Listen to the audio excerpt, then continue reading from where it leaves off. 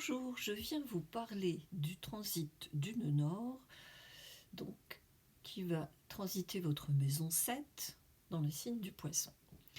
Eh bien, on pourrait définir ça comme une dimension karmique du couple ou de toutes les relations qui vous font face. Le nœud nord en maison 7, en fait, vous invite à plonger dans les profondeurs de vos relations et de votre évolution personnelle. La maison 7, pour rappel, c'est le domaine des partenariats, des unions, de toutes les interactions avec les autres. Quand le nœud nord s'y trouve, eh bien, ça révèle une belle opportunité d'évolution.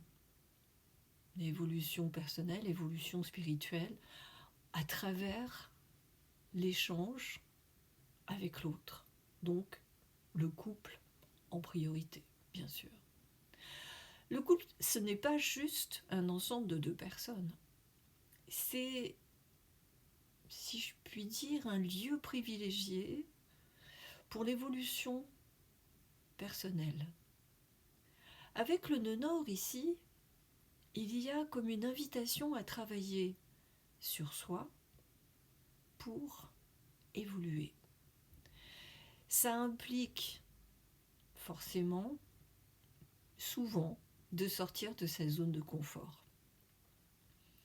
En fait, on peut se rendre compte que pour avancer, eh bien, il va falloir se tourner vers l'autre.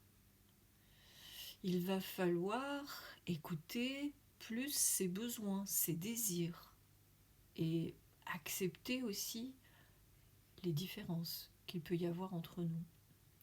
C'est un véritable cheminement qui demande, oui, de courage, mais aussi de la volonté. Quand il y a ce placement de la maison nord, de la maison du nœud nord en maison 7, il y a forcément le nœud sud en maison 1. Donc, ça implique que ça peut accentuer un instinct de défense, surtout en période de crise. On peut avoir tendance à se replier sur soi et à vouloir protéger son espace personnel face à l'autre et aux autres. Donc, quand on a le nœud nord en maison 7, et ben, du coup, le défi, là, c'est de devoir dépasser cette approche. On peut prendre conscience, du coup, que quand on commence à donner plus de place aux autres, alors ça peut paraître un peu pas facile, mais c'est justement là que réside la clé de l'évolution. L'incarnation de la personnalité, ici en maison 1, dans ce contexte, ça implique une communication de plus en plus ouverte. Plus on va se connecter aux autres, et plus on peut réaliser que chaque interaction est une chance d'apprendre et d'évoluer. C'est dans ces échanges-là que l'on peut aussi s'apercevoir qu'on représente quelque chose pour les autres. On peut aussi agir pour le bien-être des autres et parfois même se sentir missionné.